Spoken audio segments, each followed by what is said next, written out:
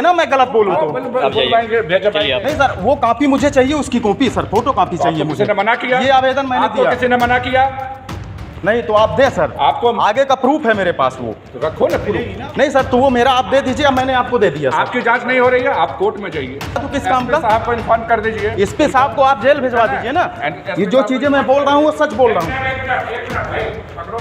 इसका नाम नहीं सर, मैं गलत नहीं बोल रहा हूँ, यहाँ सब लोग बैठे हैं। कलेक्टर साहब भड़क गए। फरियाद लेकर पहुंचे एक शख्स को जन सुनवाई में ही हड़काने लगे। तस्वीरें आई हैं सीधी से, जहां कलेक्टर की जन सुनवाई चल रही थी। इसी दौरान एक शख्स वहां पहुंचा और फिर माहौल गर्मा गया सर। अच्छा, इतने सांसद जी से मैं निवेदन किया, उनका लेटर है, विधायक जी का है सर, आपके पास 40 बार दे चुका, आप कितने बार सर क्या करूं सर? आप रिकॉर्ड दिखाओ। हमको तो अब यहाँ प्रशासन से पूरा विश्वास उठ चुका है सर। तो आप बोल दे मैं चला जाऊंगा, कार्यवाही नहीं हो रही है, कोई मतलब नहीं है सर। ये तो जनता का दरबार है। तो चिल्लाइए मत। नहीं, चिल्लाने की बात नहीं है सर। मैं इतना सारा दस्तावेज लेके आप लोग देखिए भाई साहब, क्या किसको दिखा आप लोग देखिए, मैं सारे यहाँ पे आप जनता जनार्दन बैठे हो, मैं आप लोगों से निवेदन करना चाहता हूँ कि अगर जनता का काम नहीं होता है तो ये दरबार किस लिए है बताइए। मैं सर के पास इतने बार निवेदन किया, विधायक जी का है, सांसद जी का है, आपका है, जिला पंचायत अध्यक्ष का है। बोलना ऐसा थोड़ी होता है। ठीक है। मैं तेल पेट्रोल फूंकता हूँ, आम नागरिक हूँ, आता हूँ यहाँ न्याय के लिए कि हमारे ग्राम पंचायत का ठीक तरीके से काम नहीं चल रहा है सर, आप उसमें एक्शन लीजिए। हमारा समय बर्बाद होता है। मैं कौन सा बुरा आदमी हूँ? आप लोग यहाँ बैठे हैं, बता दीजिए, या तो फिर मुझे जेल भिजवा दिया जाए अगर गलत काम बोल रहा हूँ तो। हमारे सीधी का प्रशासन कुछ काम ही नहीं हो रहा है, हम लोग परेशान हैं। बताइए, एक काम के लिए 50 बार आवेदन देने आते हैं, कोई मतलब नहीं निकलता है। और कुछ नहीं सर, मेरा निवेदन ये है, मैं व्यक्तिगत काम से नहीं आया हूँ। एक मिनट, और कुछ बोलना है इन लोगों को? सामने उधर घूम के बोलो ना भाई। नहीं, मैं आप लोगों से निवेदन, आप लोग भी कहीं ना कहीं जनता हो। अगर ये जो जनता का दरबार है और ये जो बैठता है तो हम लोगों के न्याय के लिए है। अगर हम लोगों को न्याय नहीं मिलता है तो किस काम का ये दरबार? आप बताइए, 50 जूते मुझे कोई मारे अगर मैं झूठ बोलता हूँ? विधायक जी, सांसद जी, आपका जिला पंचायत अध्यक्ष, माननीय आप, यहाँ से लेकर के सीओ साहब, 181 के 50 ठो कंप्लेंट, सब बिस्तर लगा के सो रहे हैं। कोई मतलब नहीं हमारे सीधी के प्रशासन का। मैं एक नेता नहीं हूँ, मैं एक आम नागरिक हूँ। मेरे मन की एक पीड़ा है सर, इसलिए हम आपसे क्षमा चाहते हैं।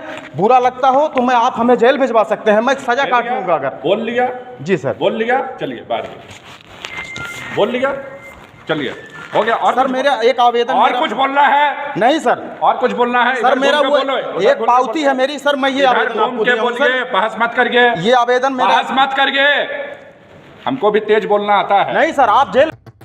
फरियादी का नाम उपेंद्र तिवारी है।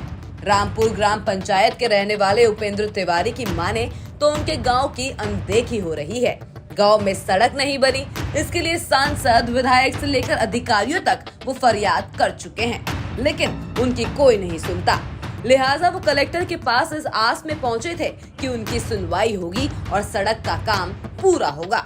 हाँ, जिला पंचायत में इसलिए आया था, कई बार आवेदन दिया, जब कोई कार्यवाही नहीं हुई, आज फिर से ये उम्मीद लेके आया कि माननीय कलेक्टर साहब होंगे, उनसे मैं बोलूंगा कि सर जो है, तो इतने सालों से हम आपके पीछे शिकायत करते आ रहे हैं, लेकिन आप काम क्यों नहीं करवा रहे हो जनता का? इसी परिप्रेक्ष्य में मैं वहाँ गया जन सुनवाई में। मैं जब मेरा नंबर आया, मैंने कलेक्टर साहब से बोला कि सर ऐसा है कि काम धाम ठीक तरीके से नहीं हो रहा है, मैं कितने बार आऊँगा आपके पास?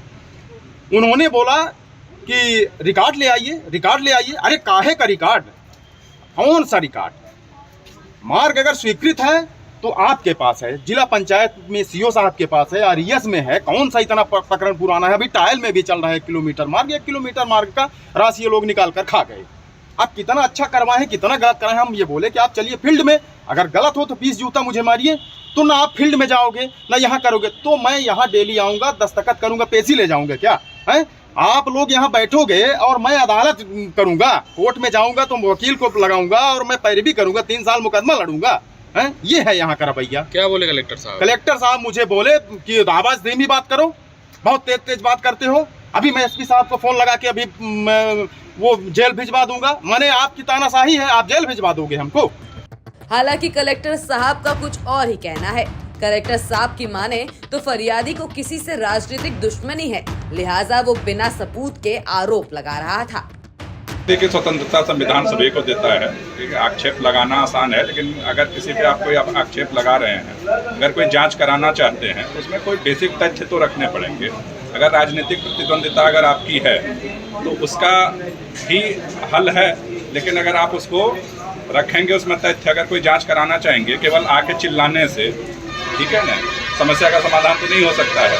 आप केवल एक पन्ने पे एक आवेदन देंगे और उसके बाद कोई तथ्य नहीं लगाएंगे और कोई किसी पे आरोप लगाएंगे, तो अब किसी भी व्यक्ति पे आप कल कहेंगे किसी का मर्डर हो गया, किसी ने मर्डर कर दिया, तो क्या सिर्फ कह देने मात्र उसको फांसी पे चढ़ाया जा सकता है?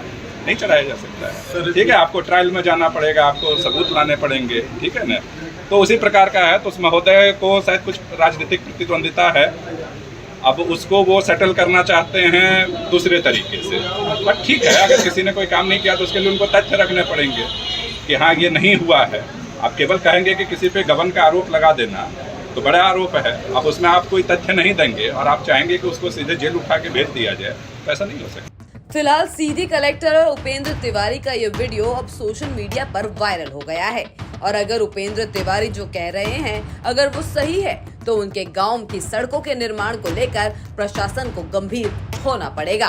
सीधी से हरिओम सिंह की रिपोर्ट, MP तक।